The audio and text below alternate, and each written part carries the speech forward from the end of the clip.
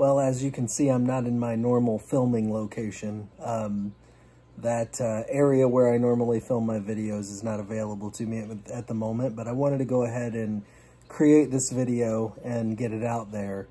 And that is to talk about introverted sensing at its worst. So when I think of introverted sensing at its worst, I think of a situation where the user of that introverted sensing is trying so hard to control the physical world around him or her, and oftentimes to control the people around him or her. Trying so hard to do that in order to prevent any kind of unexpected turn of events, any kind of chaos, any kind of allowing of the unknown or the unexpected to creep in and sort of rock their world.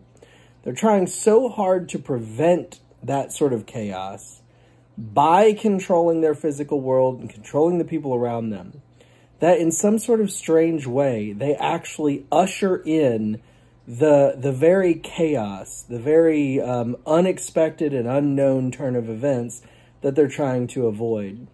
I think of, in Star Wars, when Princess Leia says to Grand Moff Tarkin, she says, the more you tighten your grip, Tarkin, the more star systems will slip through your fingers.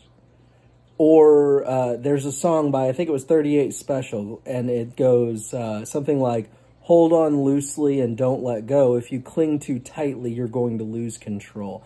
That's what I think of when I think of introverted sensing at its worst. Introverted sensing at its worst wants so badly, I mean, I think introverted sensing in general wants very much to prevent the unexpected and the unknown. It believes that it can control that through controlling the physical world, organizing the physical world, and oftentimes, like I said, controlling the people in its lives. And yet, when it's at its worst, it does so to such a stifling degree that it's actually smothering others. It's actually smothering the life out of living. Introverted sensing at its worst, I think almost smothers the life out of living. Introverted sensing at its worst, I think, is one of the things that leads to us having uncontrolled regulation and laws for every last thing you can possibly imagine. It's an attempt to prevent bad things from happening, let's say, the chaos, the unexpected, the unknown, but it does so in such a way that it just keeps tightening its grip of control over and over and over, and it really squeezes the life out of living both for itself and for others. And that's why I think those who have introverted sensing at its worst often bring in the very thing that they're trying to prevent. They lose control of everything that they want most to have control of. I think that introverted sensing at its worst becomes rigid and set in its ways. It does not want to listen to new ideas. It looks at the way that things have been done up to this point and says, it's worked for the previous generation, it'll work for us. And frequently that's true, by the way. There is actually a great deal of wisdom in that line of thinking. But where it can go wrong is when the introverted sensing is so over the top that it blocks out the extroverted intuition at all costs. It says, I want to just cling to the tried and true methods of the past at the expense of even considering the potential good of the ideas of the future.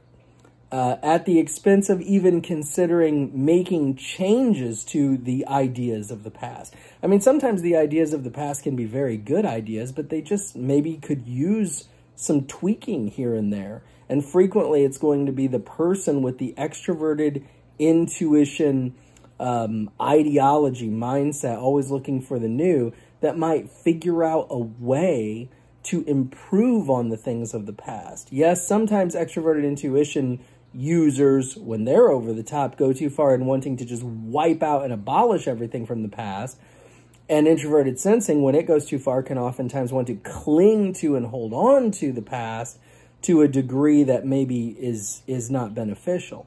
But somewhere there should be a good meeting in the middle where we see the benefit of what has been established from past generations, but we also consider the possibility of making improvements to it. Introverted sensing, to me, when it's at its worst, again, I'm not picking on introverted sensing. I'm talking about this function when it's at its worst. It's most over the top. It's most addictive. It's most all in on introverted sensing and introverted sensing only. When it's in that mindset, I could see introverted sensing like, imagine 30 years after you could go to the grocery store and buy a tub of butter.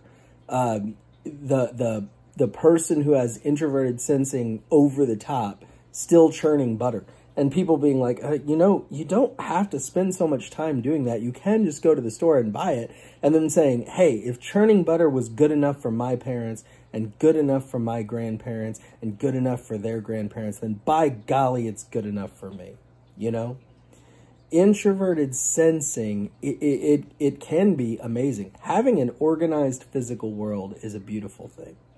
Having a well-oiled machine of production in society oftentimes is the only reason we even have society.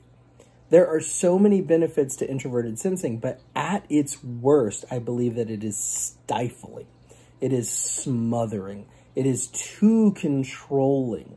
And oftentimes I think that that comes out of the introverted sensing user's need, not for control perhaps as much as it is for security, for the prevention of the unknown, the unexpected, the chaotic, the unwanted. But keep in mind, if you are a person who is a high introverted sensing user, like especially if it's your first function, you can over-control things. You can, in your attempt to prevent the unwanted and the unexpected, control things to the point that you actually usher in the unwanted and the unexpected. People will pull away from you if you try too hard to control them. The tighter you squeeze something to control it, the more you run the risk of destroying it, breaking it, killing it, squeezing the life out of it. I have known many people with high introverted sensing, and there are many things about them that I love greatly. But keep in mind that when introverted sensing is overdone, as all of the cognitive functions can be, the effect that you will get will most likely be the express opposite of what you desired and what you were attempting. Thank you so much for watching this. I do appreciate it. Please do click the little like button. Please subscribe. If you have not already subscribed, please do that.